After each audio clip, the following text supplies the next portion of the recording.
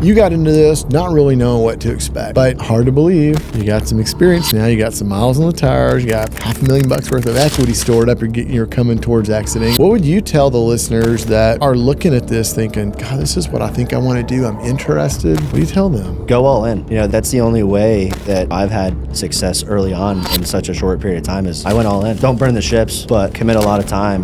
Part-time job, you can't do this part-time. It does take all of my time, but that's why I've been able to acquire $500K of equity in 6 months. Most people think when they're buying real estate, that means buying the whole property, but not Logan Clark. Logan Clark did new home sales, did about $80 million worth of, nearly $90 million worth of corporate sales, or for a corporate builder, and decided he wanted to go another route. He smiles, he takes a seat at the table that nobody else wants, and finds a way to walk out with a win. After leaving that corporate job, he wanted to build something separately, completely on his own. That it was his business, his future, his decisions.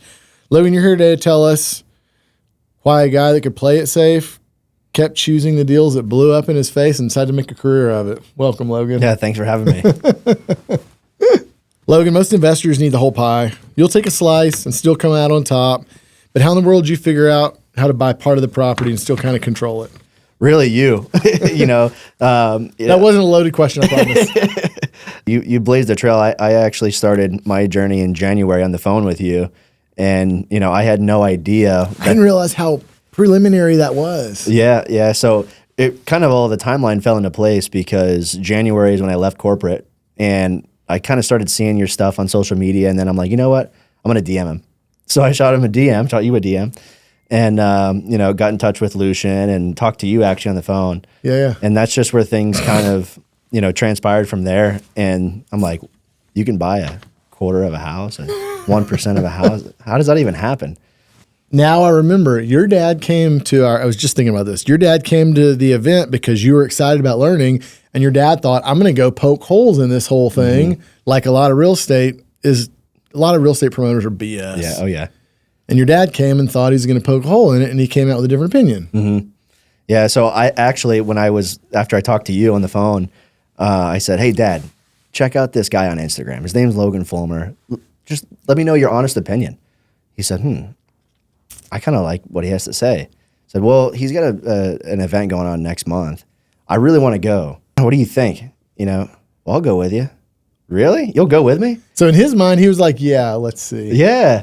So I was like, all right, his background, he's a financial planner, he's CFP, and, he does, life insurance, property and casualty, and financial planning. So, he's in that world, and, we've always wanted to work together. I almost joined his business, but it's really just not for me.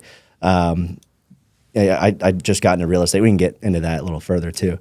And yeah, we got on the plane, flew to your event, and at the end he goes, that was one of the most raw and real events that I've ever attended in my 30 years in business. He goes, it's just genuine. Like, Logan's a genuine guy. There we go. So that makes me feel good. I was told, Lucian told me that, and I chatted with y'all a little bit afterwards, and I remember thinking, man, we did it right. We did it right.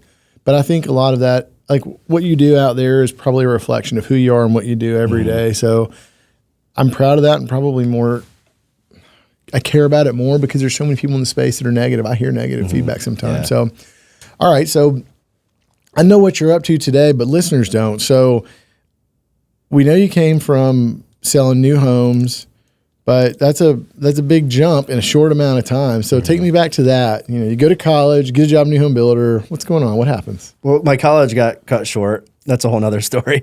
But I decided to actually stop going to college. Why? How I got into real estate was actually, believe it or not, a friend of my mom's who worked for a national home builder. And she goes, Logan, this is how much money you can make. And, I can maybe at least give you some introductions and see where it goes. Well, one thing led into another. This was while you're in college, so you're 19, 18.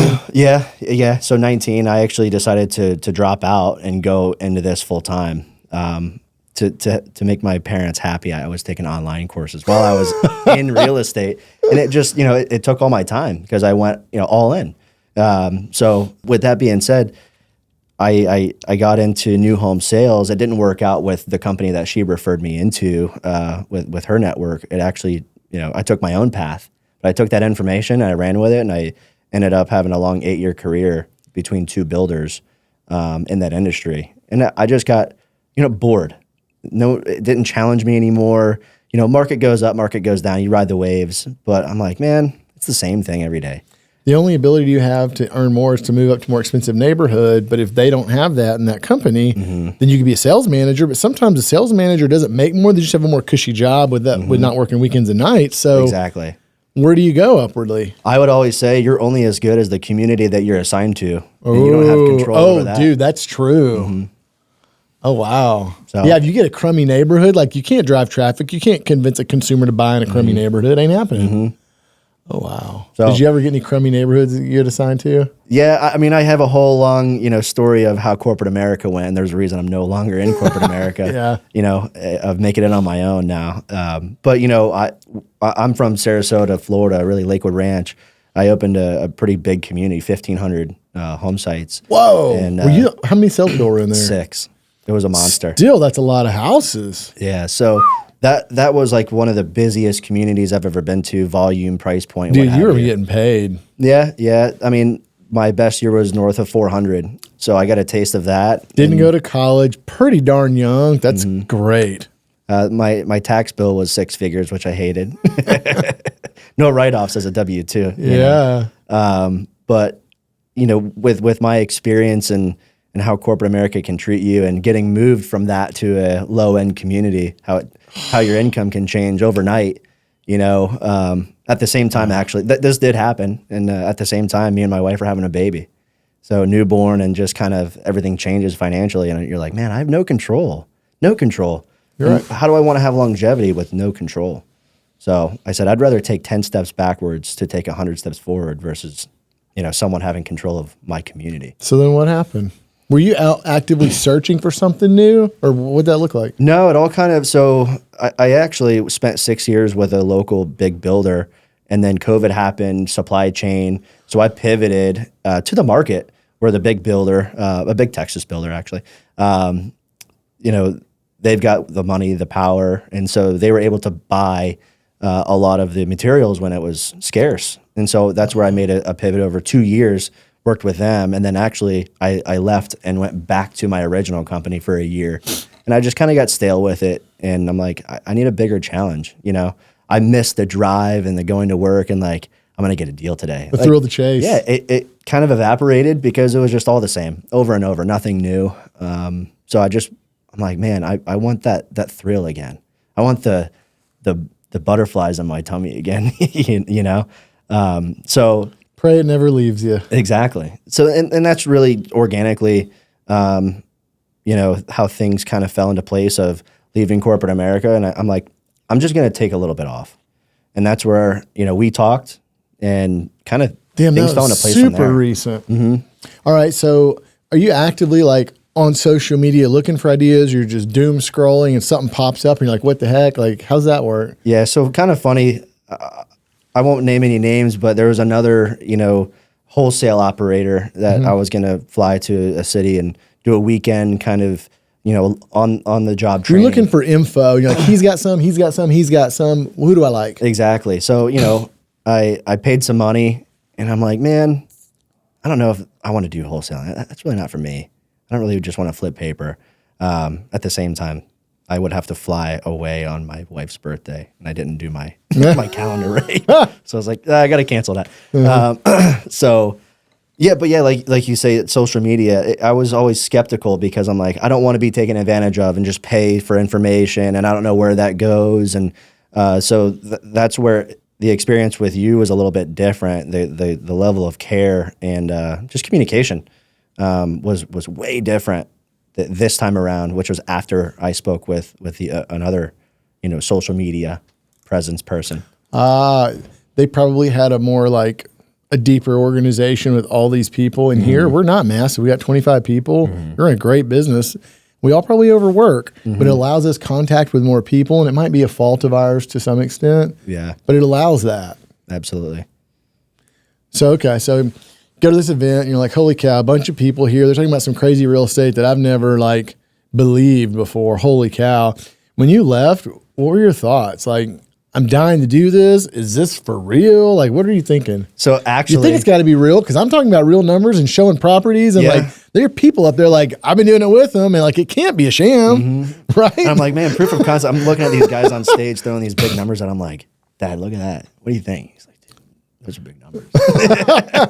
So, at the end of the event, I actually had my eye on another speaker who you had as a guest, Jordan Johns. He was a wealth of knowledge. So I said, Dad, that guy right there and sitting in the front row. We got to go talk to him.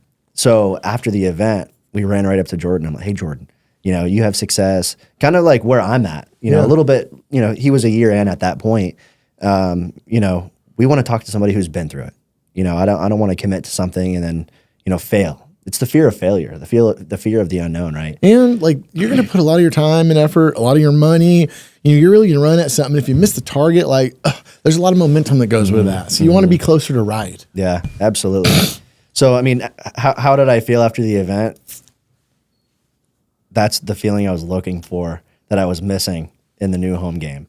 I was stale, and that the thrill of the chase and the thrill of this new venture, That's exciting. I was sold. I just had to go tell my wife, hey, we're about to wire a hunk of change here, but I'm going for it. Okay, so to the listeners, I haven't really talked much about coaching on this podcast at all, but so a lot of guys that come on here are experienced operators. Zach was just on here, dude. He was here in the business 12 in real estate, 12 years on his own, or a little bit more, 13. A lot of guys are very seasoned, but in your case, you came from a good earning corporate America job straight into this. And you didn't go try it on your own. You went straight into coaching because you believed it would speed up your learning process. And with the guidance, you jump right in, go there, start being productive quickly. I mean, that was not that long ago. And now you have something that is the foundational phases of like a career and will be a real like big bit. Right now, it's probably like deal by deal, like very small shop. But at some point, depending on where you're wanting to go, it could be like what I have. Yeah, absolutely. What Zach has. I'm only 6 months in, and the spreads on these deals are huge. So it's the challenge is, in new home sales, it's you want to get a deal a week. That keeps the boss away. Got a deal a week. This is like one a month. That's all you need. Yeah, it's crazy. Yeah, so then you went from corporate America, came to our event, and you're like, holy cow, man, this is really cool. I'm going to try it. And when you said I'm about to cut a big check, when you're talking spending $30,000, $40,000, $50,000 for a coaching program, like, dude, this is big money. For my side, again, this is one of the first times I've ever talked about this here. For my side, I say, when people come out of here making hundreds of thousands their first trip, and in the first year they could easily make double that. Dude, I've had people make over $1 million in that first 6 months, and a lot of people make $200,000-300,000 grand like consistently. I say that ticket price is a darn good deal. And sometimes people say, well, why do you charge so much? I'm like, I should charge more. I don't mean it in a cocky or disrespectful way, but I'm thinking, dude, I think this is awesome. I would have loved to have someone do this for me because it took me 10 years to figure this out, or 5 to get proficient. Dude, you learned in half a year what it took me 5 years to like formulate, figure out, win, lose, all this stuff. So what did that look like? You rolling? Oh, go ahead. Well, you'll like this little nugget is as actually today, ironically, is the first disposition closing that we have. I say we because, Ryan on your team. Oh, you had a JV in a deal with us. Yeah. I've locked arms with Ryan. He's a great guy. So that deal's going to net us just over $50,000. So in one deal, my cut of the deal is going to almost pay for the your side's program. 50. Okay, so the total. No, I'm sorry, 52 total for the net deal. So we got to split 52. What did we spend on that roughly? 25. So we spent $25,000 to make 50. You get half, 26. He gets 26. Dude, y'all each doubled the spend. How long did that deal take from start to finish? We had a little delay just at the end, but just over 120 days. Dude, that's a really good conversion cycle. That's kind of like the gold standard we shoot for because, you got to pick well or get lucky. Absolutely. All right, so the homeowner, as far as helping him, his mom passed in 2017. The home just went to, nothing. So as far as helping people, that's, people don't really understand this business, and they might think it's like, taking advantage of people. And I don't see it that way. I see it as really helping people solve a problem that they, can't solve for themselves. There's a split. We are solving stuff people can't solve. There's a lot of times there's a split. There are people that want to work with us and we're helping. Many times there are people that didn't want to complete the transaction. We're making it hard for the other people and they don't like us. They think we're hurting them, but we're helping bring this property back into service, back on the tax rolls, back to usefulness again. And those people are like, no, it's bad. But that's the tough balance. Like you did help somebody. Somebody's happy. Now, did you make a lot of money? You can still help someone and make a lot of money. But it's only because the risk profile of this demands that. If you weren't able to make this, if you're only going to make 10 grand on it, would you have done it? Heck no. Because your share would have been 5 right. and it wasn't worth the risk. So it's a risk adjusted thing. And that's what it's going to take to get someone to the table. All right. So you go into coaching. So what's your experience like? Like, I've never really had a conversation like this with somebody. So I'm going to ask from this side of you. I love it. And tell me like, I wish this would have been better or this was good. When you first get in the first 4 weeks, I'm basically like a professor up there telling you all the things that I believe matter before you get broken down into smaller groups and coached by one of the partners in the office. So what was that like? Like, what did you experience there? Yeah, I mean, it was the great thing is you go from a large group starting off with you and it's kind of an overview and setting the stage. And then when you split off, that's when the money happens because the ratio is closer to your coach. And learning from other people's deals, how maybe certain markets, certain states, their laws differ, and you can kind of compare and contrast and go, now I know to ask that question, to maybe your attorney or a county employee. You don't know what you don't know. So the experience is being able to have someone. I call it a deep bench. I'm a baseball guy. I grew up playing baseball. So you get a deep bench behind you. The bullpen's super deep. So I'm not scared of anything because I know my deep bench has my back. So I'm like, we'll go after it. And if we can't figure it out, I know somebody who can. I like that. So Yes, I know these real estate stories are crazy. And yes, I do have a coaching program where a lot of these folks have built a business or revived their own. Look, do these testimonials sound like something that you want to be your story? Look, it is possible. If you're ready or you think you're ready, why don't you listen to the video and at least find out if it's for you? It's linked down in the comments in this episode, so go check it out. So that's kind of the role that I play with my partners here. They're running business and they don't need me but once every 2 weeks now. But when they do, it's my job to solve it. I do every time. And the buck has to stop here. So that role is tiered in many ways. So the neat thing is they who are helping you also have a deep bench for them, which is why I'm frustrated with a lot of people's coaching programs. They say, I'll charge you the money. I'll teach you this and good luck. It's like college, good luck and go. And we've taken a much more intimate approach and saying, we are going to guide you all the way there. And if you can't do it with our group, man, this ain't honestly, if you can't do it with our group, this ain't for you. Absolutely. I actually, the way I look at it, it was like in grade school, that last day of school, you're always sad. It's like happy but sad. You made it, but all your friends and all the relationships, they stop. I know, yeah. So I wish we had aftercare, but we don't have the resources to do that yet. Yeah.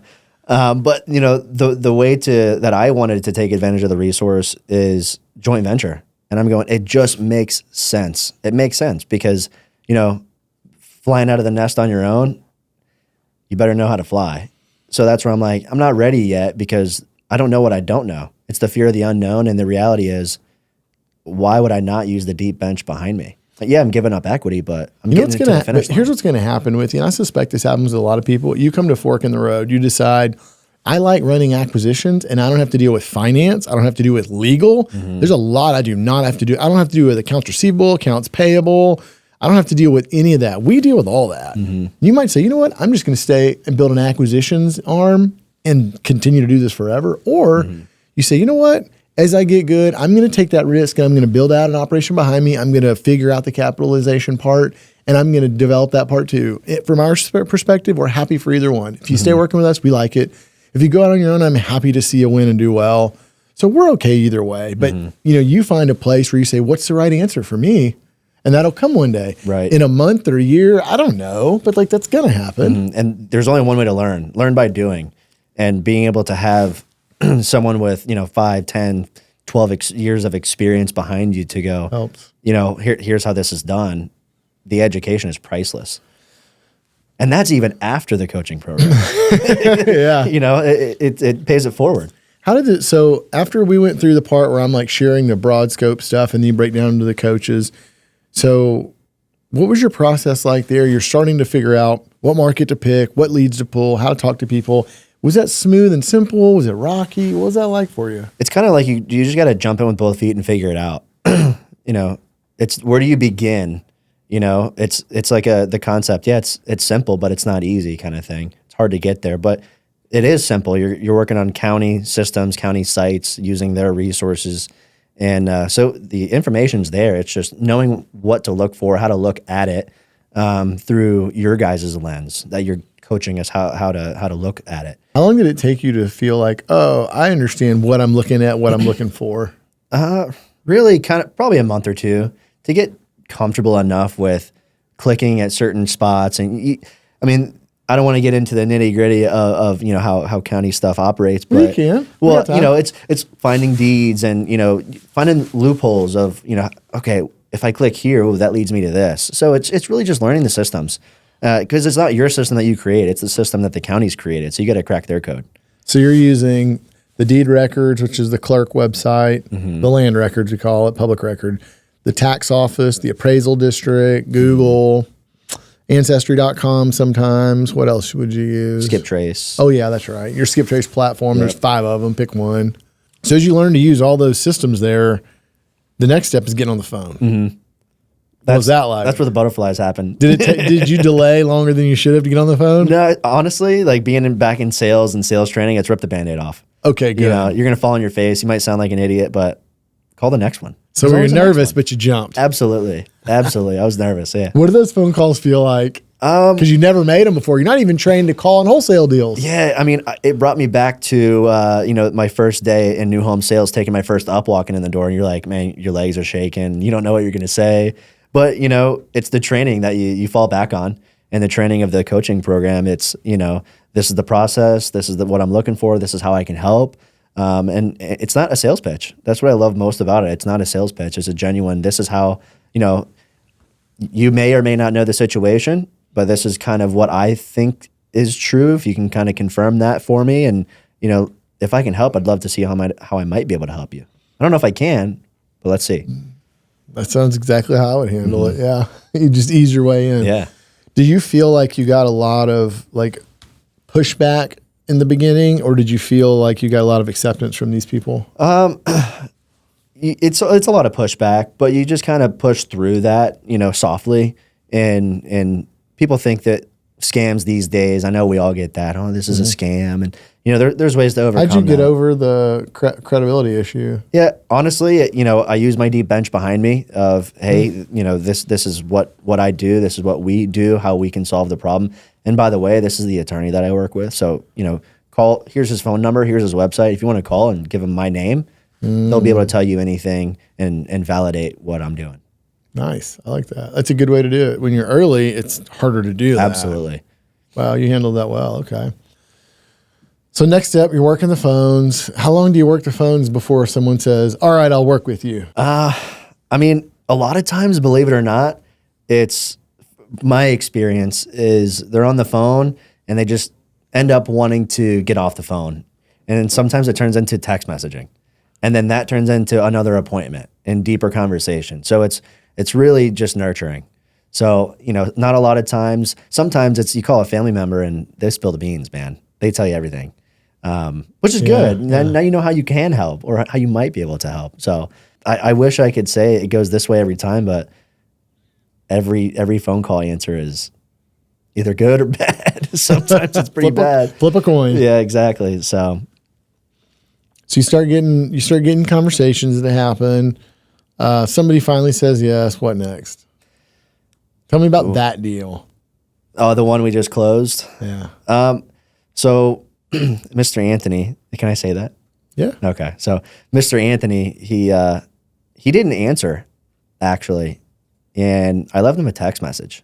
And 2 weeks later, he sent me a text back.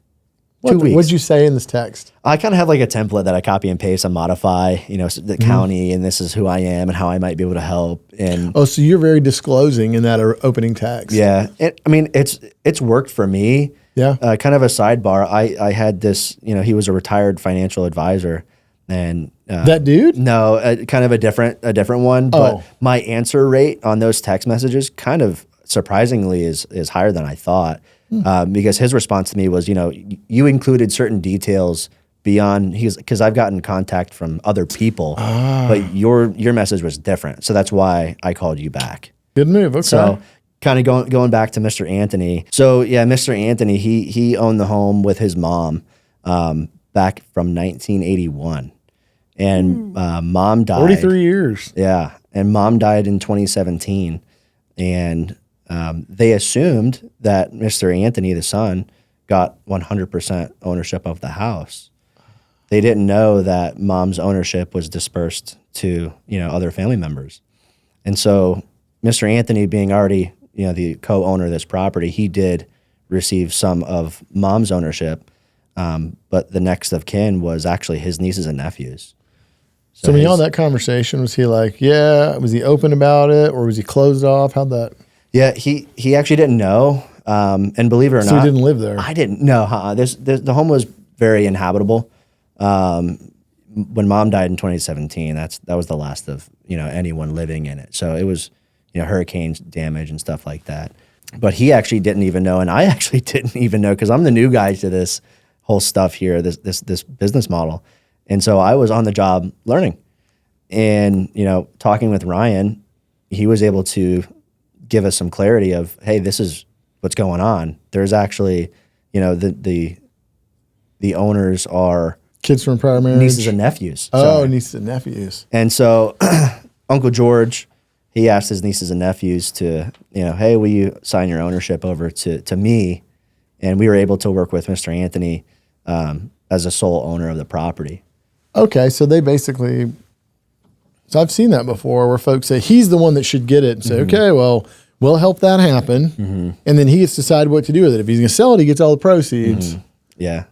So they were super nice enough to, give Uncle George what, they all agreed that was his. That's fair. But it's the family disputes that you don't know what you're going to cross. You don't know, difficulties or easy paths that you'll cross. So once that happened, you talk to George, then he tells you about these other people, or do you discover it on your own? I kind of discovered it on my own by asking questions based on, like, was your mom married? It's just you and your sister. And, we thought that his sister, this is the crazy stuff that happens on these phone calls. He's like, well, my sister is not an owner because we just buried her 2 weeks ago. I'm like, oh my gosh, talk about putting salt in the wound. Oh my gosh, I'm really sorry. But by the way, do you have any kids? Right. Like, it's tough. So she had 4 kids, and her spouse predeceased her. So the sister's kids were the nieces and nephews of George. So it's just the craziness of, who's next and what happened and what does the deed say. I mean, you're really peeling back the onion, but it's thrilling because you don't know what you're going to fall into. Yeah, you don't know what you don't know. That thrill of the chase happens in so many ways. So when you reach out to the siblings, what was your pitch to them? It was really, hey, this is the nieces and nephews. Yeah, so it was just really kind of, hey, this is what's going on. I couldn't get a hold of one of them, but I got a hold of 3, so they helped me get a hold of the outlier. What was going on with the outlier? Just, I had her right phone number, but she just wasn't responsive, ironically. I don't know why, still to this day, but I was able to really communicate with the other 3 on the phone and just say, hey, this is what's going on, with Mr. Anthony, his mom died, and this is how the family tree works, or did mom have a will? So you're kind of just going back to discovery and reconfirming that your fact pattern is correct and going, hey, if that's the case, then you guys are owners to this property. What do they say? What the heck? Yeah, I didn't know that. So it's, well, would you mind giving your ownership of, your Did that all fraction? happen in conversation number 1? Pretty much. Wow. Yeah, and actually, it's like a floor pop, like bam. I love that term. We love that term. But so yeah, they were all receptive to it, and Yeah, we actually got it done in a week. They drove down to the attorney's office and signed the paperwork. And, Pretty quick. Yeah. So do they all go together? They go separately? It was 3 different trips. Yeah, it was 2 of them went solo, and then the other 2 they carpooled. It doesn't sound like there was animosity among these people. They were all friendly and easy to get along with. I was shocked. I was expecting like, oh, here we go. And this is an uphill battle. You know, oh, I own something. Oh, let me squeeze this as much as I can. So, but it went smooth. Dude, good job. Okay, so that happens, and then you get everything into Uncle Anthony's hands. Then what happens next? Do you close your sale with Anthony? Yeah, we did. So we did you do title insurance with that or no? We actually did because we were able to purchase 100% of the property from him. It just made sense to.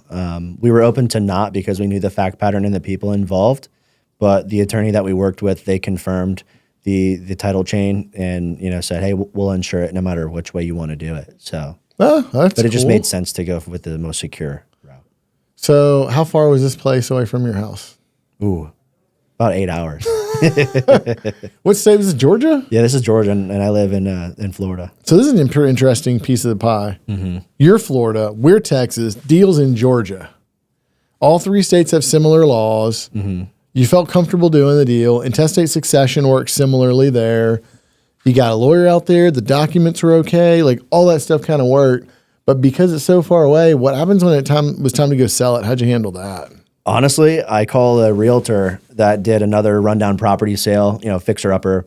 And like one that was done in the neighborhood or something? Yeah, close proximity. How'd you find them? Really just on Redfin. I looked up what realtor is, doing a few. I think he did 3 deals in the vicinity. So I was like, now let me give Ron a call.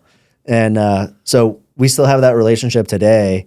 And he was actually just texting me before this, like, hey, funds just transferred. So ironic that I'm here on my first closing. So it's perfect great. Time. It is. And me and Ryan, we're talking shop before this and talking about the deal, and he's signing last documents and stuff. So it's pretty cool. That's exciting. So the realtor. A lot of people that are listening to this are nervous because they started house flipping or wholesaling or whatevering in their own town, and they can drive to the house. They can have an in-person seller appointment. Some people may not realize you did all this over the phone and email. You probably never went. Did you ever go to the house? Did you ever step foot in Georgia? No. Us either. I know that. I paid a service to go take pictures of the property, so at least we knew what we were working with as far as like being able to pay the owner. So that's really the only just to make sure you weren't getting yourself into a bind. Exactly. Did you have to haul any trash out of the building? Did you have to board it up, secure it, anything like that? So a lot of it was already boarded up, but man, the city had done it. I think so. But man, was it a mess inside? Like the ceiling drywall was non-existent. All the insulation is all over the place. Mom's dishes from 2017 are in the kitchen sink. Ooh, we've done that, man. It was a mess. I mean, it was kind of like a hoarder house. So y'all didn't clean it out then? Y'all sold it as is? We did end up cleaning out. We spent almost just over $6,000 cleaning out the property. I mean, it just makes sense to be able to have people walk through. Yes, I totally. So that's the only thing that we'll do. That's a huge point. A lot of people just say, it's a crummy house, a lot of stuff. But people might not realize this. We trim the grass, we'll trim up the trees, haul all the trash out, secure it if it's one of those kind of like zombie type properties. Because when a person walks in, this sounds funny, but I get those big old tubs of air freshener from like Home Depot and put one in every room. There's weird little things like that when you walk in, it's a junker, but everything's cleared out. It actually smells like strawberry. Like there's just something about that relative to the $5,000 worth of junk in it. You don't know, you can't see the floors, or the floor joist is good or not. There's all these unknowns. And you get that out of the way. I believe a crummy house would sell for $75,000 as opposed to $55,000 because it's just clean. So that $5,000 is a great spend. Absolutely. And we couldn't lose. I mean, we bought it for, a fair enough, a cheap enough dollar amount that we were able to face any hurdle. Yeah. And actually the county gave us a hard time with, the condition of it. And what'd they say? It wasn't good enough to their liking. What do you mean? Like, guys, there's like code compliance? Yeah. So we had to deal with code compliance all the way up until basically the other day. They want to demolish it? No, it's still overgrown and it's not secure. I'm like, well, we need appraisers and stuff like that to get in the house. So we can't completely have the house boarded up. We got to have access to it. So, it's those things that you think the disposition side of the business is the easy part. That's when you collect, but man, you're running into, municipality issues and code compliance issues. And there was actually a lawsuit filed on it because of the condition of the property, but we were able to work with the county. And they looked at us as an advocate to, work with them. What was your pitch to them? I'm like, I hope you guys look at us as a partner. We're going to get the house cleaned up. We're going to get the house sold to an investor. We're going to get the county tax money paid and the utility lien money paid. And that utility lien is a hefty lien. So So what was their response there? They actually appreciated it. So they did. They just wanted it to be, to their liking, and Instead of you getting one of those evangelical code compliance officers who's like a dead gum Nazi trying to sometimes is your goal to demolish houses? Right. Like, we're trying to make this work. You pitched right, and they were good and well accepted well. Mm-hmm. And she was like, well, truth be told, a lot of our employees are new, so they're trying to earn their keep here. Good they didn't overextend that Right. because. So then we've had that before. So now I'm thinking about this. You're telling them, hold on, it's going to get taken care of. So what did you tell them that you were? Like, who were you when you talked to them? Yeah, I said, are you an investor? What do you tell them? I do tell them. I said, look, we're real estate investors, and what we do is we help solve the messy title problems with these homes. And they're gridlocked. A lot of times there's deceased owners, and these homes just sit. And this is exactly kind of what the situation is there's no end in sight because the family situation. And there's many owners to this property. So we helped the family out, cleaned up the title problems, and we're going to turn this over to somebody else. And there's still meat on the bone for that fixer flipper to make his money too. Dude, that's thorough. You did a good job explaining it. That's probably why they bought in. Mm-hmm. I like that. It was a good experience. I like that. So do you think deals going forward will be templated like this? Do you think they will... Do you think they're going to look a lot like this one? What do you think? I think that they're all going to be super different, and I don't have an expectation because I'm still, learning and, being 6 months in, I'm going, yeah, we got some good results, but the fear of I don't know what I don't know. So a guy I was talking with earlier, I keep mentioning this, but it's fresh on my mind. He said one of the things he likes about this is every day he walks in the office, it's a completely new thing. Mm-hmm. And I ask you that because you have a little experience. I have a lot, and I'm saying, I hope he loves this like chess move, thrill, the chase, like mental exercise because they're all going to be different. I mean, you'll see common categories, but dude, you got no idea of what combination of variables you're going to find on this one. I take these messages and these stories home with my wife, and she's like, "What the crazy. Heck? When can I join?" That's cool. What does your wife think about this? You went from like Mr. Corporate job, like she probably perceived as mega stable, great income, and you're over here in the Wild West now. Yeah, rug got pulled from underneath the W-2 stability. So she's all on board. She's really my biggest supporter through it, which is awesome. Of committing to the coaching program, a new business. Everything got hit onto us at once. Family. New business. So I mean, it's you know what it's like. You got kids, so comes out. I'm at my son. He's almost 2, so life does change and business changes, and you just roll with the punches and figure it out. But no good story starts with I've got a backup plan. So what does the pipeline look like going forward? So right now we've got about because we just closed on this one today. So we've got about $450,000 of equity, total equity, between all of our contracted pipeline, fraction ownership. We just picked up 62.5% of a 6.1 acre parcel. That's going to be a pretty good spread. Value is about $600K. Ooh, that's a good one. We picked up 62.5 for $83,000. Not bad. So then, what is going on with the balance of it? We're going to work with the remaining heir. We're going to work with the remaining owner of the property, and help the family out because it's just more of a family dispute situation. So that's our approach. You've picked up enough equity on that one that you could either buy their share at a discount, buy theirs at near full price, or go sell with them. and still do really well. Absolutely. And so that's our approach. Actually, when I fly back home, that's the next thing on the agenda is. Are you going to go see them too, or is this a remote one as well? All remote. Yeah, I don't see any of them. I see them all from Google Earth on my computer screen. What is your pipeline management tool? I'm really just using Podio as the CRM, and I kind of live in that. And I keep an Excel spreadsheet, super simple of, just deals where we're at, potential, guesstimate of the spreads. I like it. I used Excel forever. Even in our coaching program nowadays, I started telling people we're not going to do a CRM in the beginning because people get hung up with like setting up the CRM, getting it formatted, getting customization. I'm like, dude, get on the phone. Spending too much time getting ready to get ready. I don't care what's in your CRM. If you don't have somebody getting ready to sell you something that's going to make you money, that CRM does not matter. So I've kind of pushed that hard lately is use an Excel sheet or a notepad. I could care less. But historically, we are approaching like a smaller volume. We might do 10, 20, 30 leads at a time. So you don't need something massive to do that. You could set up Podio straight up templated as it comes, and that's totally fine. Right. And it can be up and running in a couple hours. Yeah. I mean, Is that how you did it? Yeah. Spent some time just formatting a lot of, using, Ryan's structure and, certain line items and pieces of information. So I do agree. I'm like, I think it would be more efficient to just work off a legal pad in the beginning. It really, you can get bogged down with, the devil's in the details. But like you said, get on the phones. So you said your dad is looking towards this business. Yeah. Is he working in it with you yet? So he's throwing some weekend hours in there. Really? He's a financial planner, and half of it is he loves this business. Half of it is he wants to work with me, which I love.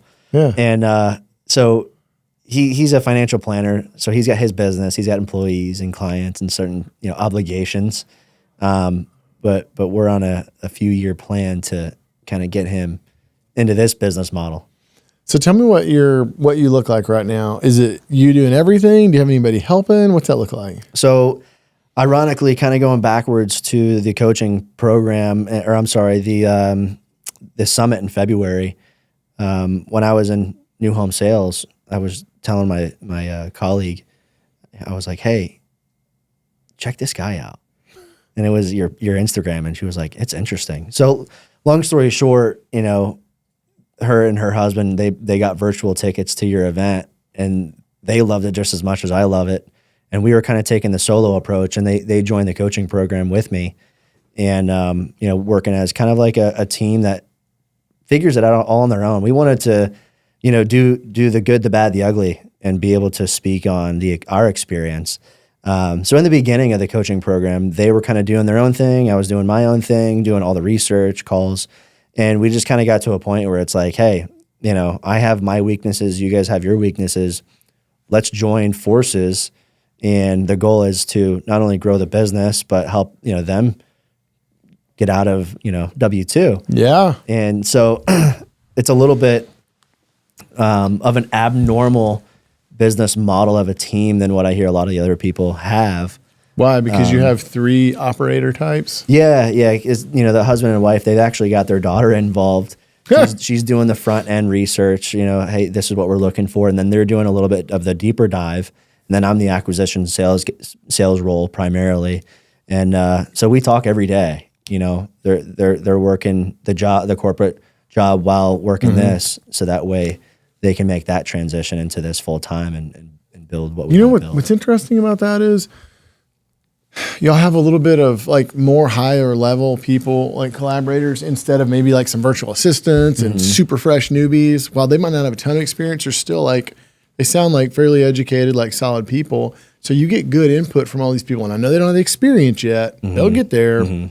But having people of that caliber to brainstorm with is truly why I believe our business got really smart about this much faster than normal. Because I had me and one partner, then Ryan came along, then we had Dave, and it was 4 of us.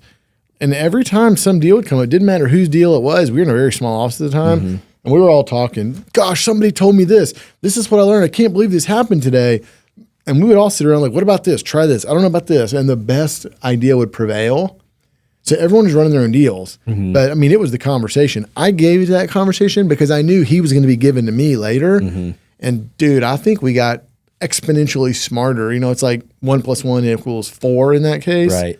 And I think it sounds like y'all might have something similar like that because you got some solid people playing. It's funny that you say that because, we were talking on the phone and I'm like, it's just valuable to be able to brainstorm because, I might be getting bogged down in my thought process while you might see it through a different lens. You translate it differently and now we're pinging back and forth and now we're solving problems together.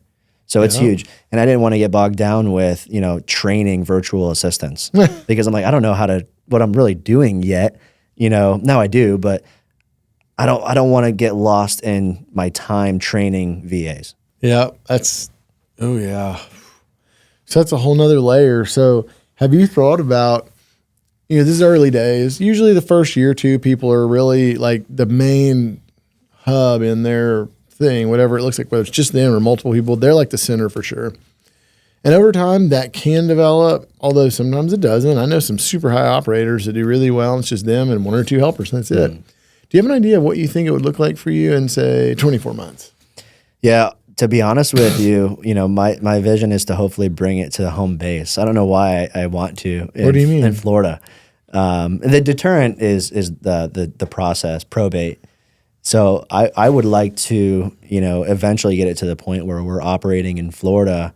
And me and my wife are both realtors. So I think it'd be pretty cool to be able to have a similar operation to what you guys have is, another avenue on the dispo side. It might have a lengthier side up front, but, you have it from A to Z.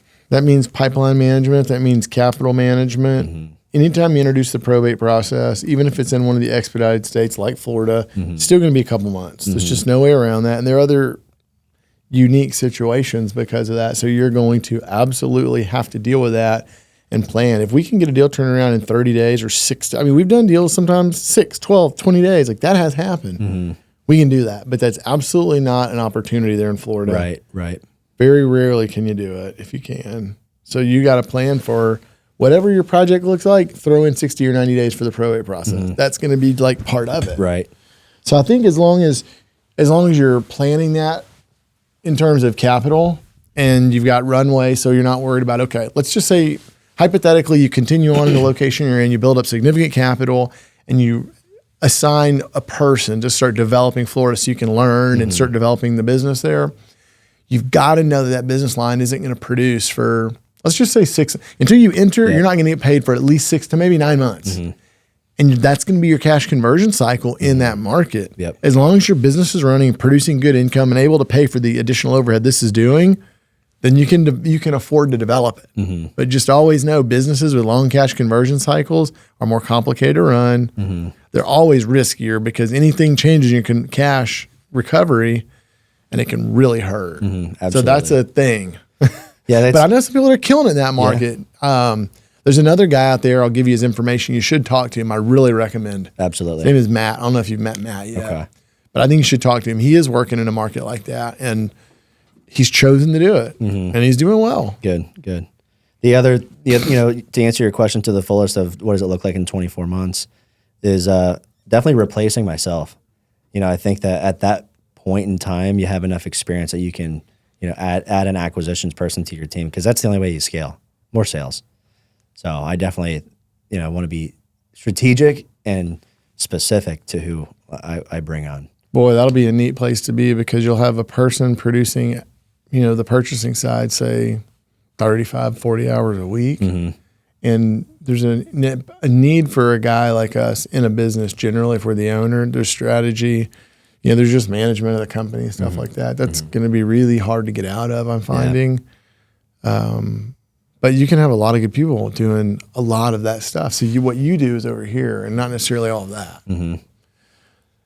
Yeah, working the phones is a skill, but it also can be draining depending on your personality. Absolutely. Yeah, you got to show up every day. When you get done with those phone calls, are you the kind of person that feels charged or do you feel drained? It depends on the day. Did those phone calls turn into a contract? Did I get a deal? Right. You go through those days, the ebbs and the flows. Some days it's like, man, I got kicked in the teeth today. I got nothing. The call rate, the answer rate was low, and then there's the other day. I compare it to golf. Golf is the game of failure But that par 3 that you stuck it on the green, those shots keep you coming back.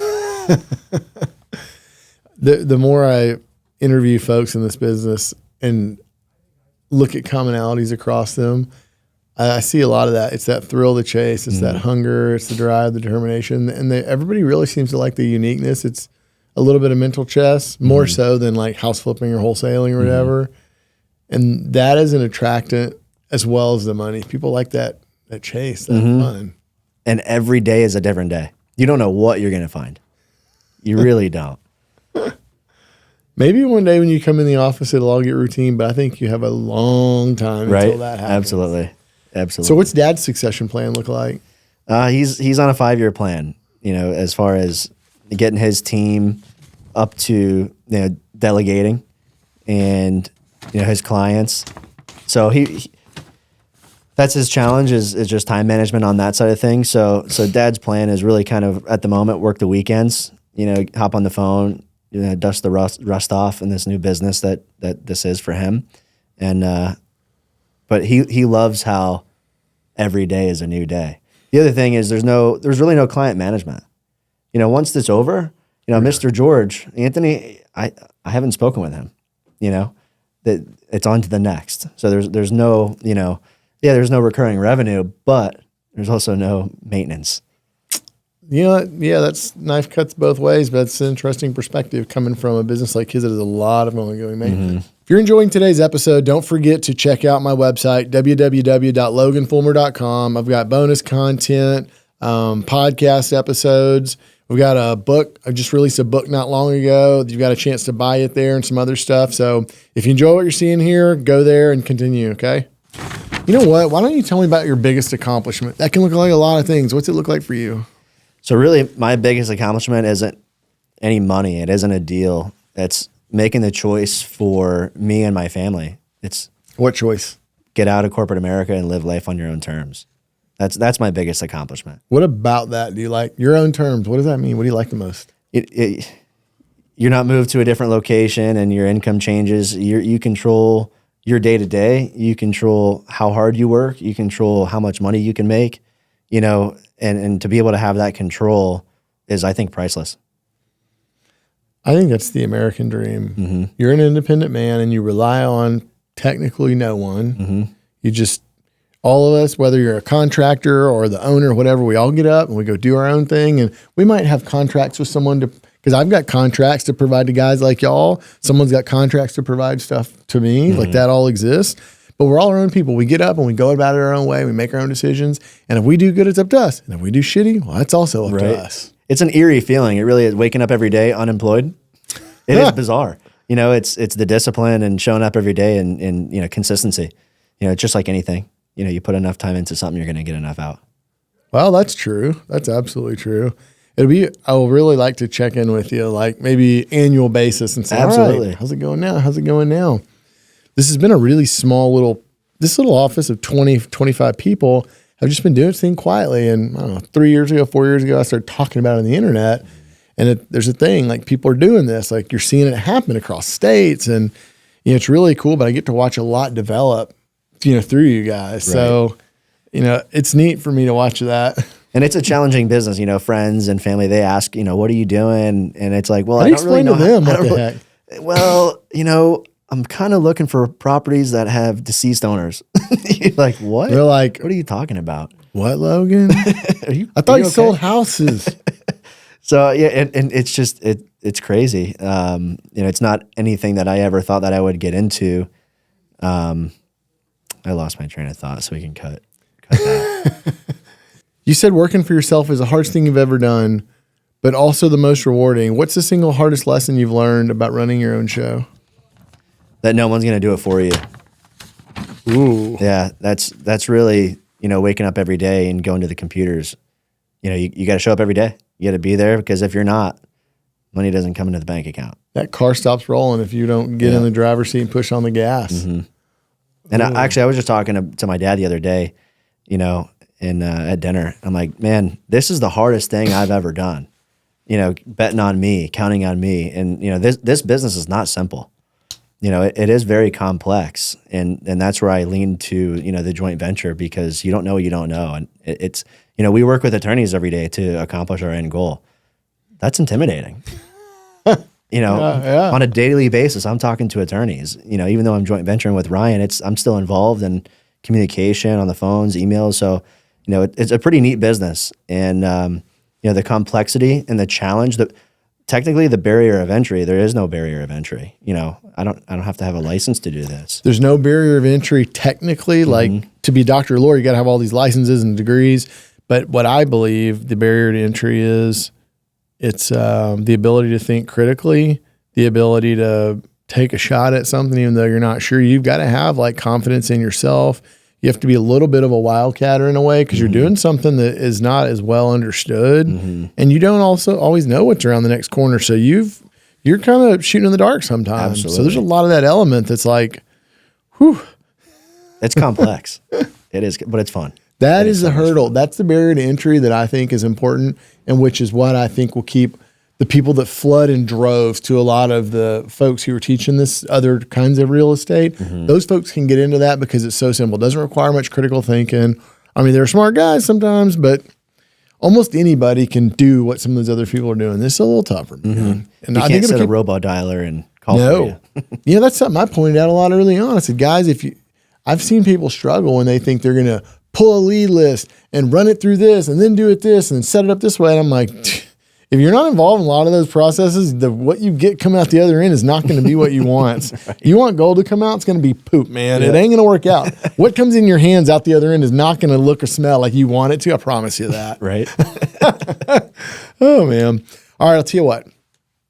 So you got into this not really knowing what to expect, but hard to believe. You got some experience now. You got some miles on the tires. You got $500,000 worth of equity stored up. You're coming towards exiting. What would you tell the listeners that are looking at this thinking, God, this is what I think I want to do. I'm interested. What do you tell them? Always educate yourself, on anything that you do, but go all in. That's the only way that, I've had success early on in such a short period of time is I went all in. Don't burn the ships, but, commit a lot of time. Part-time job, you can't do this part-time. It does take all of my time, but that's why I've been able to acquire about $500K of equity in 6 months. Dude, isn't that crazy? Being a rookie. Yeah. All you have to do is get through the rest of this year and maybe pick up a little more to be able to beat, but not much more. You'll be able to beat your best year in corporate America. And this is year one in this. Imagine where you could be year 5, 6, 10. I don't know. Absolutely. Wow. No end in sight here. Well, I can tell you, I never expected, in this office building, got a great house, nice commercial portfolio, a lot of cool stuff happening. 2015, I incorporated. So it's 10 years to this month, to this year is when the incorporation happened. Wow. Yeah. So I look at it and say, I didn't know where this was headed. I wanted to get out of I wanted to make my own decisions too. And I thought I could earn more than the employer would pay me. I believe the same way you did. But over time, you just decide, where's it going to go? And there are times where I'm like mad at myself or unhappy or think I'm not good enough. And that's like getting less and less today. But I look at other people, like I got friends, I got one friend that just sold a company for like $30 million. And strangely enough, I got a $30 million deal right now. Wow. But it's a big land development deal. I got a couple partners in it, but I still look at him. He sold the whole company, $30 million. And he's going to go do his next thing now. And I'm thinking, well, I don't have $30 million. It was cash, literally cash. And I'm like, I don't have $30 million. He's got $30 million in cash in his bank account there for that company right now. I didn't have $30 million in my bank account. Like, I'm not good enough. I haven't gotten there. He did better than me. That stuff seeps in. Although I look around, I'm like, man, this is 5 times more than I ever expect I would ever get my whole life. So like there's levels. You're going to continuously have the next thing you're going towards. Yeah. I hope for you that always stays exciting and motivating, and it's never overwhelming. Right. And it's never crippling, because those things can like build, and you got to go through those. You got to deal with them, Absolutely. That was a lot. Ask you about a newbie question. Logan, if people want to find you, where's the best place for them to find you? Really Facebook and Instagram. I know, What's your Instagram handle? LWR Logan. LWR Logan. So that's Lakewood Ranch. That's where I live. Oh, okay. And then Facebook is just Logan Clark. Yep. Sweet. Yep. All right, my dude. Well, thanks for coming in today. This Thank was you for really having fun. me. I enjoyed it. Absolutely. Yeah. Appreciate it. My commitment to you is to deliver the most interesting, messy, and profitable real estate deals on earth. And in exchange for that, I only ask that you subscribe to this podcast and share it with a friend who can benefit.